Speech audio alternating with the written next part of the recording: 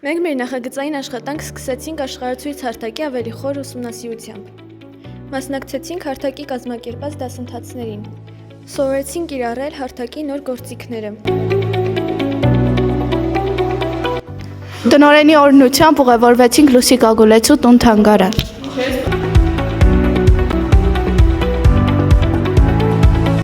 Թանգարան մտնելու պես մեզ դիմավորեց մի յուրահատուկ մթնոլորտ, որը լցված էր արվեստով ու հիշողություններով։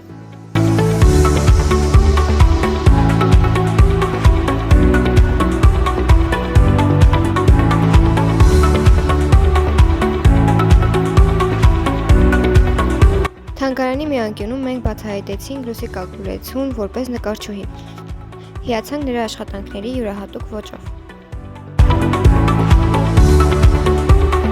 Թերևս ամենահետաքրքիրը մեզ համար տիկնիկների սենյակն էր։ Յուրաքանչյուր տիկնիկ ունի իր ստեղծման պատմությունը եւ իր նշանակությունը։ Մեզ գրավեց այն, որ մեր նախնիները մեծ կարևորություն եւ դեր են տվել տիկնիկներին եւ հավատացել նրանց զորությանը։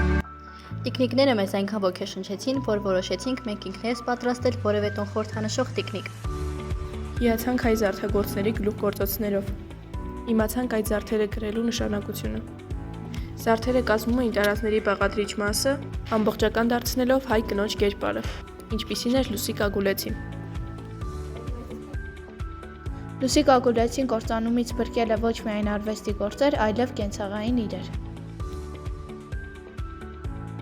Վերջում զրուցեցինք Լուսիկ Ագուլեցու թոռնուհու հետ, ով մեզ հետաքրքիր պատմություններ պատմեց Լուսիկ Ագուլեցու կյանքից։ Ու վերջը մելքիացինք պիցցայանոց։ Դե քանի որ մենք շատ տաղանդավոր ենք, վերադարձանք ու սկսեցինք մեր տիկնիկը պատրաստել։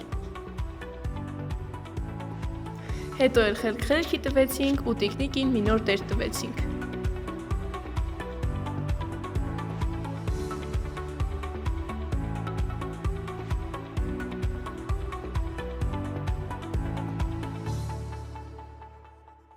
Մեր վերջնարդյունքը ապահովելու համար մենք գնացինք Դիլիջանում գործող արհեստանոց, որտեղ մեզ օգնեցին խաղի պատրաստման գործում։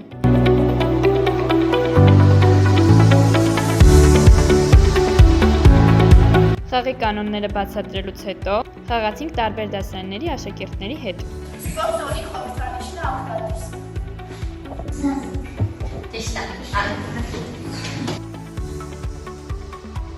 Սպորտոնին է հաջորդում մեծ բանկ։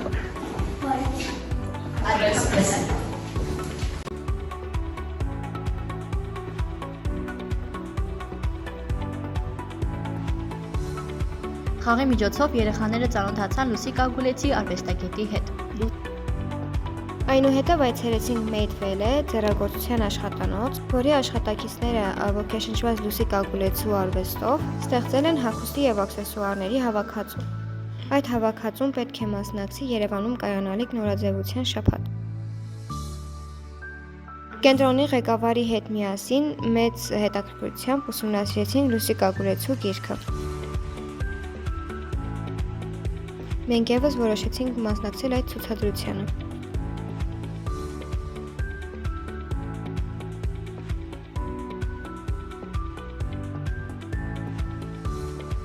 Ցուցադրությունը դիտելով մենք համոզվեցինք,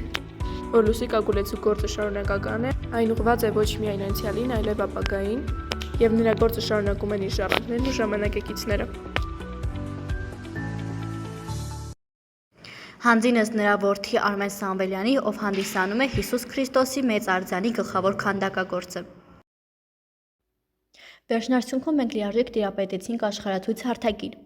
Իմացանք հայկական տարազի զարդերի նշանակությունը։ Հասկացանք, որ տարազն ու զարդերը արդիական են նաև այսօր, եւ Լուսիկ Ագուլեցու գործը շարունակական է։